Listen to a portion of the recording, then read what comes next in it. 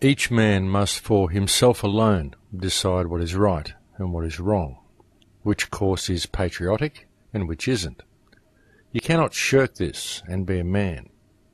To decide against your convictions is to be an unqualified and excusable traitor, both to yourself and to your country. Let men label you as they may. And that quote comes from Mark Twain. Welcome to Surviving the Matrix, ladies and gentlemen. My name is Maxwell Egan. It's a pleasure to be with you once again, and I will be your host for the next hour. And folks, there's so many things that I want to cover on today's show that I simply don't know where to begin. We have seen an incredibly dangerous situation unfolding in Japan, of course, in the last week. This was actually happening about the time I was recording last week's radio show. So I didn't actually mention it on last week's show because I wasn't aware of it as I was making the recording. But it certainly has turned out to be an extremely catastrophic situation. Now, I had some people ask me on an interview that I did last week, I can't remember the name of the station, and I didn't record it for you, so I didn't get to post it on the Crow House for you. But anyway, during the interview, I was being asked whether I believed that the earthquake and tsunami in Japan was caused by HAARP, and I said that I really wasn't sure simply because of the magnitude of the quake, being reports of 8.8 or 8.9 magnitude, and there were some people saying that it was the biggest earthquake ever recorded. And I thought, well, that's interesting, but I actually looked it up and I found that it is actually the fourth biggest earthquake that was ever recorded. And even though it's number 4 on the list, folks, it is still an extremely large earthquake. The biggest earthquake ever recorded was actually the Great Chilean earthquake that happened in the 1960s, the Valdivia earthquake, which registered a whopping 9.5 on the Richter scale. And the next biggest earthquake was in 1964 in Prince William Sound, Alaska, which measured 9.2. And the 2004 Indian Ocean earthquake is the next biggest earthquake ever recorded, clocking in at 9.1 on the Richter scale. And that earthquake generated a major tsunami which damaged most of the coastline of Southeast Asia. And so this earthquake now in Japan, clocking in at 8.8 or 8.9, actually makes it the 4th largest earthquake in recorded history. But it is still an extremely large earthquake, and most certainly the largest earthquake that has ever been recorded in Japan. And this is significant in itself as well, as Japan is a very, very earthquake-prone zone. Japan gets an earthquake on an average of every 10 years, folks, so they're kind of used to earthquakes, and for them to have one this size is a very, very significant event. And it's all the more devastating because of the populated area in which the earthquake occurred. The damage from this earthquake is absolute, folks. If you haven't seen much of the footage, which I imagine many of you have by now, the scale of damage is absolute. It truly is shocking. And the danger that we are now seeing with the nuclear meltdowns that are happening in Japan is a very serious situation for the entire globe. Unfortunately, nuclear catastrophes such as we have seen occur in Japan, though naturally they do have a very significant local impact, it is certainly not a problem that is localized to Japan, simply due to the nature of the problem and what we've seen unfold in Japan since this earthquake, and what we are continuing to see unfold even as I record this radio show. These are problems that are global issues, folks. They are something that affects you and me and every single living thing on this planet due to the nature of the problem. In fact, building nuclear power plants anywhere while knowing full well that these type of problems are what you can expect from them, but at least knowing that if there is a problem, it's usually going to be an extremely bad one.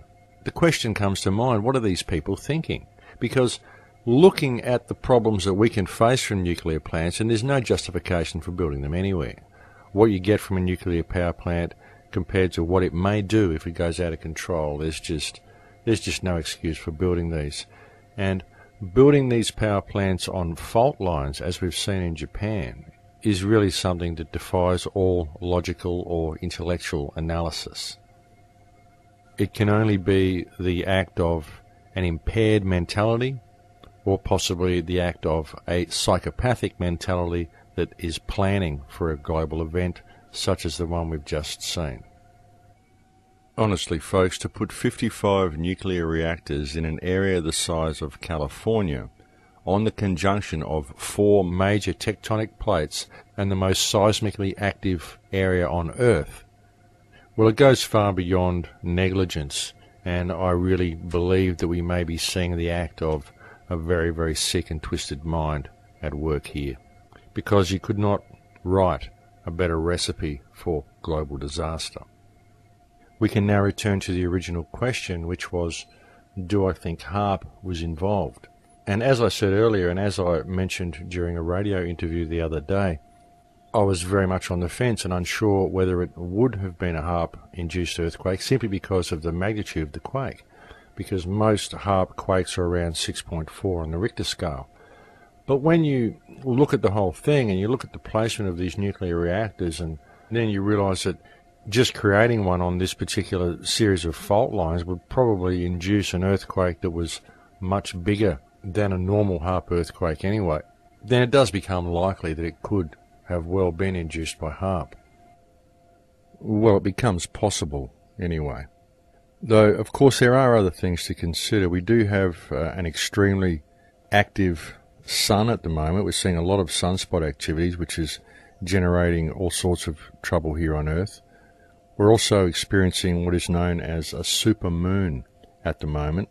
The moon is currently in a position where it's the closest it's ever been to Earth for the last 18.6 years. We have one of these occur every 18.6 years, but it's been a particularly interesting one this time simply because we have this major sunspot activity happening at the same time as we're having this supermoon occur. And it could well be that the combination of this sunspot activity and the close proximity of the moon is what's causing these earthquakes, the earthquake that we've seen in Christchurch, the earthquake that we've seen in Japan. I mean, it's always fun for some people, and it always can be a good outlet for emotion, for people to want to point the finger at someone else, point the finger at HAARP and say, they did it, they brought this on. But without any real evidence, it's very difficult to point the finger at anybody, because obviously there are a large amount of contributing factors that could all possibly have triggered this seismic activity that we're seeing, not the least of which is the sunspot activity and the close proximity of the moon. And there are also concerns that what we are seeing may be a precursor to movement on the other side of the Pacific Rim as well, which would suggest the possibility of an earthquake along the west coast of the United States. I'm not saying that that's going to happen, but it is, of course, a concern simply because the other earthquakes that we've just witnessed, which have all been quite large, they are all happening on the edges of the Pacific Plate. And so it's not unreasonable to assume that we may see activity all around the Pacific Plate. One of the largest faults on that plate is, of course, the San Andreas Fault that runs through California. So very interesting times indeed, folks. Very interesting times indeed. One of the most dramatic problems that we're seeing come out of Japan is, as I mentioned earlier, the nuclear situation. Whether there is a lot of hype around this, as some people believe, whether it's a lot worse than the media are telling us, or whether it's not as bad as the media are telling us, is all, of course, open for debate. However, my intuition tells me that as we watch the situation unfold further, we're going to find out that it is actually a lot worse than what we've been told. I think the plants have probably been in a state of some type of meltdown ever since the tsunami occurred. I mean, once a cooling system fails in a nuclear power plant, it only actually takes about 90 minutes for the fuel rods to start to deform, and meltdown begins about 2 hours after the cooling system fails. And the fact that the Japanese are now pumping raw seawater into the reactors in an attempt to cool them clearly demonstrates to me that they've lost control of these plants. This is the first time raw seawater has ever been pumped directly into a nuclear power plant in an attempt to cool it.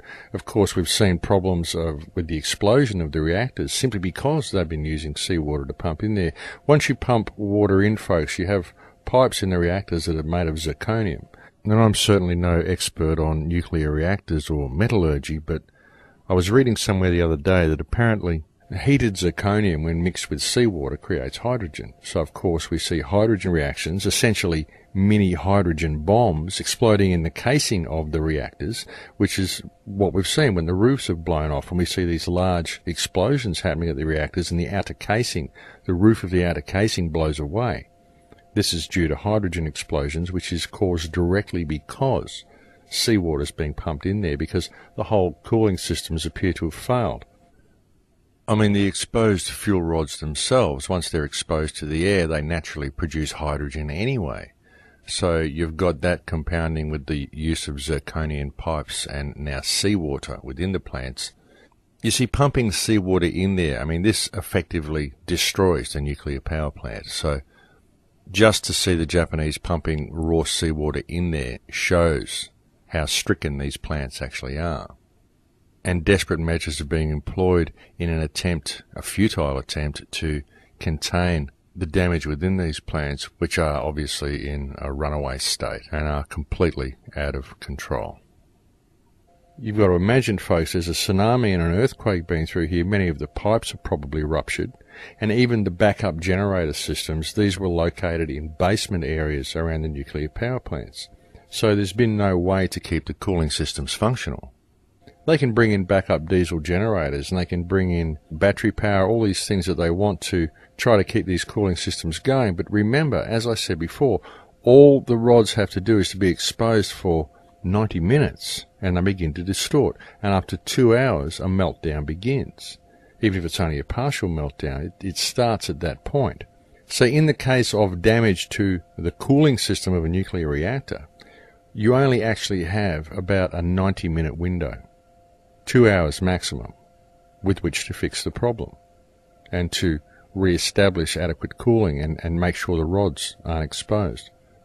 So I believe what we're going to see will be very likely the meltdown of 6 reactors in Japan. I mean, that's a worst case scenario, and I hope it's not true. I hope that I'm wrong. I think we're going to see probably a meltdown in at least 1 or 2, but I would not be surprised if there is a meltdown in 6 of the reactors in Japan. I was actually saying that to someone a few days ago, that I believe we were going to see a meltdown in 6 reactors, and that's certainly the way it appears to be looking the further down the track we get. And I don't wish to put fear into anyone or spread any fear, but it is very concerning that at least one of these reactors, I believe reactor 3 at the Fukushima plant, is actually powered with plutonium, which is far more toxic than uranium. It's a fuel that's called MOX. It's kind of a mixture of all sorts of stuff. It's like plutonium and uranium and even depleted uranium, and it's quite a dirty fuel. But they use it because apparently it burns hotter, and it's far more toxic than uranium. The plants aren't bigger than the Chernobyl plant. We know the damage that Chernobyl did to the surrounding area. And folks, if even we have a meltdown in 2 of these plants, the local winds are going to do a lot of damage to the entire country of Japan, because it's only a small country. If we have 6 meltdown, then this will be the end of Japan. There will be no more exports by Japan. None of the products that we purchase from Japan, which is many of our cars, computer parts, a lot of stuff is made in Japan. It's, I believe, the 2nd largest economy in the world. And if this is a worst-case scenario, then we won't see any more of that.